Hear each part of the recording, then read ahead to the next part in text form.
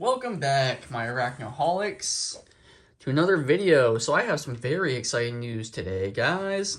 So, not only have our irminia, that is the Venezuelan Suntiger, not only have the spiderlings hatched, they are now starting to become second instar babies. And let's see if I can get a good look at them for you guys. I don't know if the camera is going to pick up on that too much, but you can kind of see the babies down there behind this big old mass of webbing. And there's some more down there. I know that camera's not really picking up on that very well. Sorry about that, guys. So I'm still counting these out. I'm probably anticipating a final count of at least 100. So far, I've probably got maybe like 40 or 50 out, but there's still quite a few in with the mother. So that's going to be a fun project, trying to wrangle up all those little spiderlings. I did try to get the majority of them out when they were still first instars, because at that point, granted they are mobile, they can move independently, but they tend to stay kind of grouped, kind of clustered together, and they're a lot slower. They're slow, kind of clumsy, and they can't necessarily climb very well at that stage. Their legs can't really grip onto any flat surfaces, and they're kind of clumsy and uncoordinated. About a week later, they will molt into what is known as a second instar spiderling. I've got a couple here already that I've gotten out and into their own enclosures. This is generally around the time where you really want to start separating them. Because at this point they're free roaming, so they're a lot faster, and their predatory instincts will start to kick in, so they will begin hunting. Now they will scavenge at this size, but they will also take smaller live prey as well. That can include their sack mates as well if they're not separated quickly enough. Now this one here is actually still a first instar. You can see she looks quite a bit different from the other one. Granted, some of the markings are slightly different on the spiderlings as opposed to the mature irminias, but they look a lot more like a miniature version of the adult, whereas the first instars look nothing like the adult spider. They're pretty much just a big opaque blob, and they got that big old booty there, that big old abdomen that kind of looks like a pea.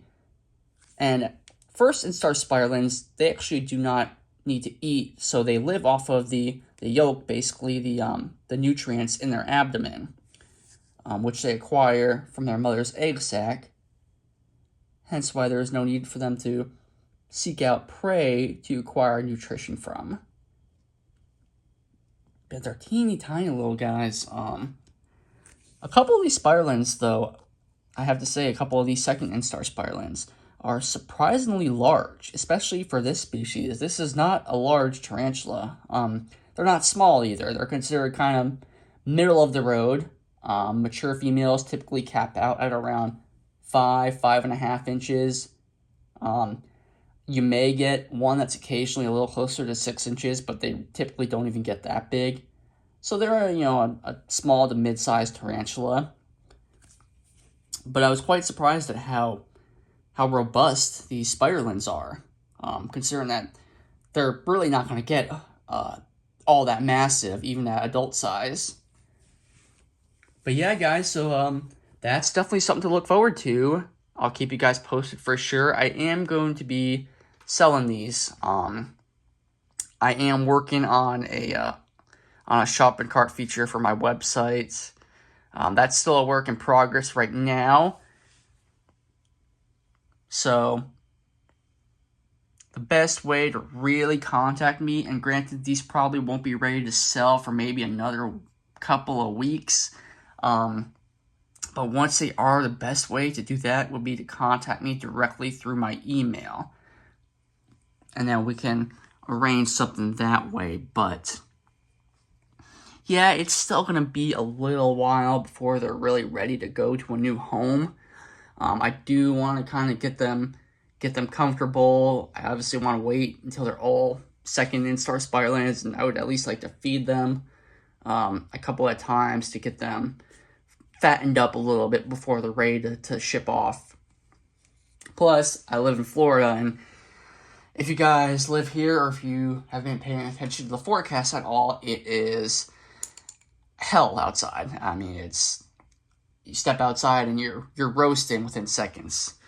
So, ideally, not the best shipping weather, though I do include cool packs during the summer months, and I typically ship to FedEx centers more so than residential addresses, just because there's less of a risk of the spider having to sit on a hot truck all day and basically roasting to death.